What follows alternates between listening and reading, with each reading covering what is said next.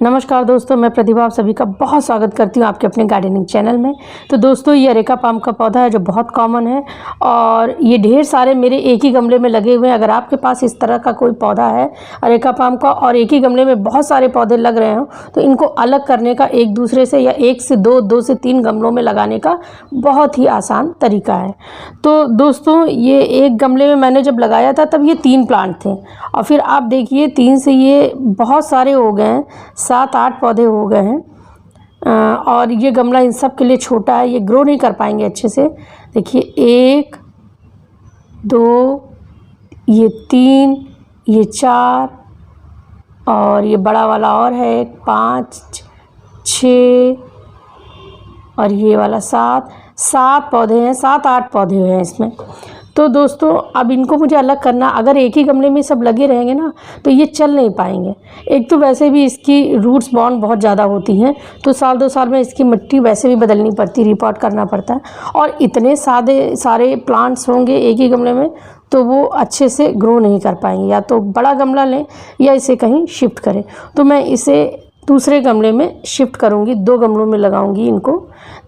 और ये दोस्तों बहुत खूबसूरत लगने वाला पौधा है, ये इंडोर्स में भी बहुत अच्छा चलता है। तो इसको शिफ्ट करने के लिए बारिश का मौसम है, मिट्टी गीली रहती तो आसानी से ये बाहर निकल आएगा गमले से। और देखिए दोस्तों, रूट्स ये देखिए, रूट्स इतनी है कि मिट्टी नहीं निकली है, रूट्स ने मिट्टी को चारों ओर से बांध के रखा हुआ है। तो इसको मुझे मिट्टी निकालने के लिए भी मेहनत करनी पड़ेगी, ऐसे नहीं निकलेगी इसमें से। तो इस पौधे में से ये जो रूट्स है ये भी मुझे काटनी पड़ेंगी क्योंकि रूट्स बहुत ज़्यादा हैं। और वैसे भी अरेका पाम को साल 2 साल में रिपोर्टिंग की ज़रूरत होती है इन्हीं रूट्स के कारण। तो फिर वो मिट्टी कम और रूट्स चारों ओर हो जाती हैं और अच्छे से न्यूट्रिशन फिर नहीं मिल पाता है पौधे को। तो ये सारी मिट्टी पहले मैं हटा दूँगी। अब ये देखिए जड़ों का एक जाल सा बना हुआ है इसमें पौधे में।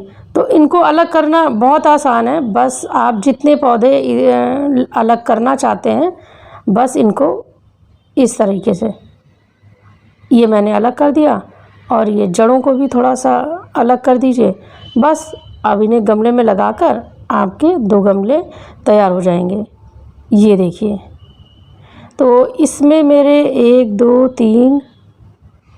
3 पौधे हैं, 4 पौधे हैं, 4-5 पौधे हैं, छोटे 3 पौधे हैं, 2 बड़े पौधे हैं इसमें। और इस वाले में दोस्तों मुझे लगता है कि 2 मीडियम साइज़ के पौधे हैं, एक ये और दूसरा ये और एक बड़ा है। 2 मीडियम साइज़ के पौधे हैं, एक बड़ा है। तो दोस्तों पहले तो इनकी रूट्स काटनी पड़ेंगी, इतनी रूट्स के साथ इनको लगाऊंगी नहीं मैं। और दूसरा, ये मिट्टी में बदलती नहीं हूँ कि ये मिट्टी हटा दूंगी कोई और मिट्टी रखूँगी। जैसे मेरा ये गमला है काफ़ी दिन से खाली पड़ा, इसके ऊपर मैं ये बनाना पील रखती थी कि ये सूख, अब इस समय बारिश हो गई तो ये भीग गए वरना सूखे हुए थे। तो इनको गमलों में इस्तेमाल करती हूँ। जब भी नया पौधा लगाती हूँ तो ये बनाना पील मैं नीचे डाल देती हूँ कुछ मिट्टी डाल के, तो ये जड़ों के लिए बहुत अच्छी खाद हो जाती है।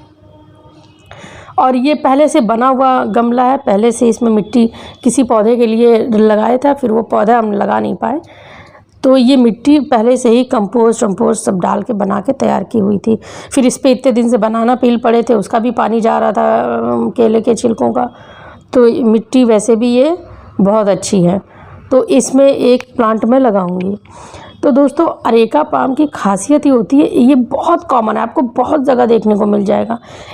इसमें 3 बहुत ख़ास चीज़ें होती हैं। जैसे एक, ये बहुत हार्डी प्लांट है, ये जल्दी सूखता नहीं है। इसके सूखने के 2 ही कारण होते हैं।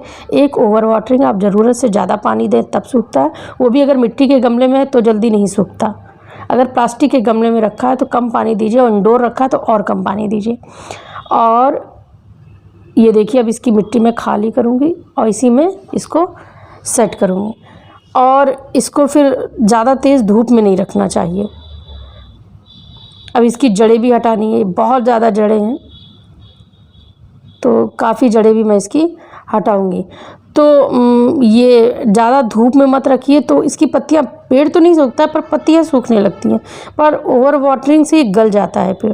तो एक तो ये हार्डी प्लांट है, दूसरा ये इंडोर्स में भी चल जाता है और बहुत खूबसूरत लगता है देखने में, बहुत प्यारा लगता है। ये देखिए इस तरह से मैं इसको इसमें सेट कर दूंगी। और तीसरा, इनको फिर से लगाना बहुत आसान है, ये अपने आप ही नए पौधे निकलते रहते हैं और आप 1 से 2, 2 से 4 गमले में आसानी से कर सकते हैं। जैसे जैसे पौधा पुराना होता जाएगा उसमें से नए पौधे आते जाएंगे। अब जैसे ज़्यादा भारी पौधा या बड़ा पौधा है दोस्तों, तो रीपॉट करने में दिक्कत आती है कि वो इधर उधर गिरने लगते हैं। तो जब ऐसी सिचुएशन है तो कोई स्टिक या डंडे के सहारे से उसको लगाइए कुछ दिन के लिए, जब तक वो जड़ों को पकड़ नहीं लेता। तो कोई भी पौधा रीपॉट करे तो उसको छांव में रखना चाहिए कुछ दिन, तेज़ धूप में नहीं रखना चाहिए। तो ये 2 गमले मैंने तैयार कर लिए और अभी अभी इनमें पानी डाला है मैंने।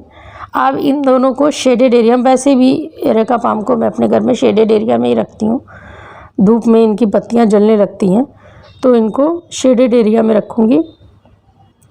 मेरे 2 गमले तैयार हो गए। तो इस तरह आपके पास भी एरेका पाम के पौधे हों और बहुत ज़्यादा एक ही गमले में लगे हों, तो बहुत आसानी से इन्हें आप डिवाइड कर सकते हैं, बहुत आसानी से आप इन्हें और गमलों में लगा सकते हैं।